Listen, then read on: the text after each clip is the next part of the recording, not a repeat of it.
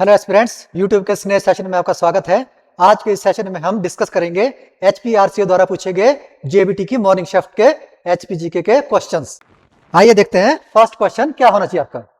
जो first question था वो था आपका कि जो आपकी मुख्यमंत्री शहरी आजीविका गारंटी योजना है उसके अंडर कितने दिन का आपको काम दिया जाएगा।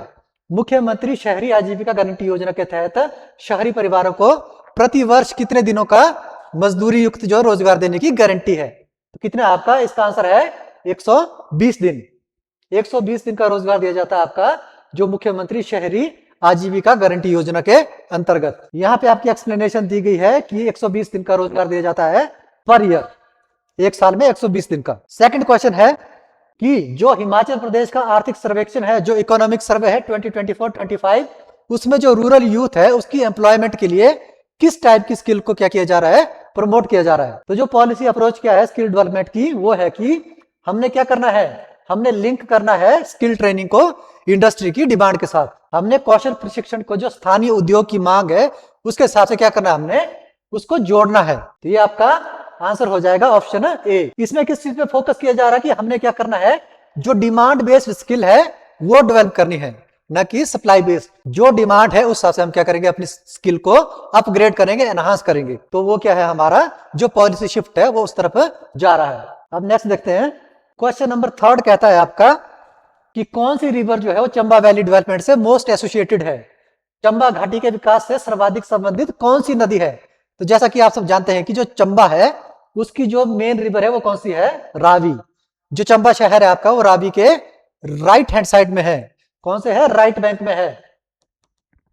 कौन से बैंक में है, राइट बैंक में है आपका चंबा शहर, रावी रिवर के राइट बैंक में है। तो इसका आंसर हो जाएगा बी, रावी। जो रावी नदी है इसको लाइफलाइन कहा जाता है चंबा वैली की। ये वहां पे आपका एग्रीकल्चर और सेटलमेंट को प्रमोट करती है, कृषि और बस्तियों को सहारा देती है आपकी रावी रिवर। ये है आपका कि जो रावी नदी है वो क्या है, चंबा की जीवन रेखा है। अब नेक्स्ट क्वेश्चन है question number fourth. Question number 4 पूछता है आपका कि ऐसा कौन सा ब्रिटिश ऑफिसर था जो कि रिस्पॉन्सिबल था आपकी शिमला को भारत की समर कैपिटल बनाने के लिए। शिमला को भारत की ग्रीष्मकालीन राजधानी बनाने में किसका हाथ था। आपके सामने 4 ऑप्शन दिए गए हैं। इसका सही आंसर क्या होगा, इसका सही आंसर होगा option D, sir John Lawrence. Sir John Lawrence ने 1864 में क्या बना था, आपकी शिमला जो है वो आपकी समर कैपिटल बनी थी भारत की। कब बनी थी, 1864 में। यहां पे दिए गया कि जब वो क्या था, वायसराय था इंडिया का, तब बनाया गया था 1864 में शिमला को समर कैपिटल। क्वेश्चन नंबर 5 है कि इनमें से कौन सा जो है एग्रोक्लाइमेटिक जोन नहीं है।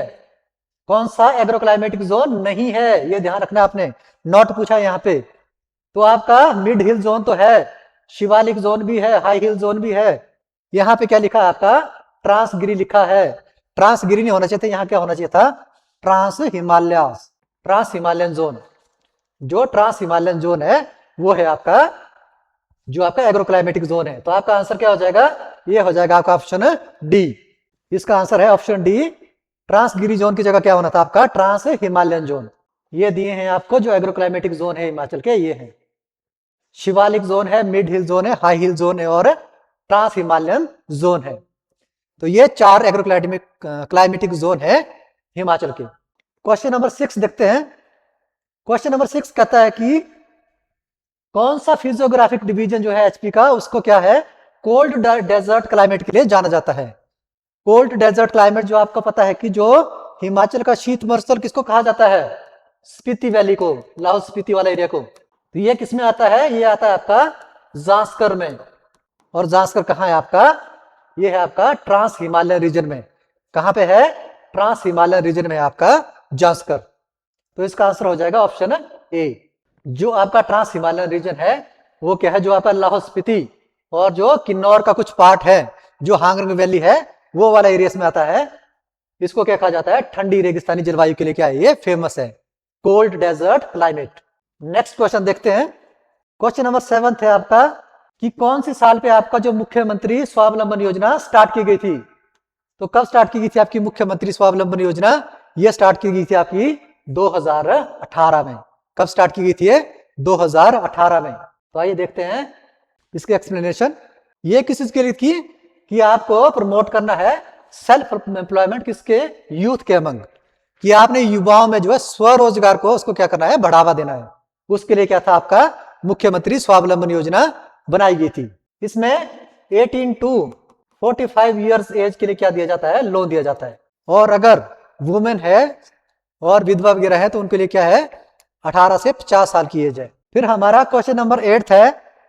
क्वेश्चन नंबर 8 पूछता है कि आपका जो शिमला म्यूनिसिपल कमेटी है, शिमला म्यूनिसिपल कमेटी आपकी कब एस्टेब्लिश की गई थी? जो शिमला नगर समिति है उसकी स्थापना कब की गई थी? तो इसका आंसर है आपका 1851 में, ऑप्शन बी।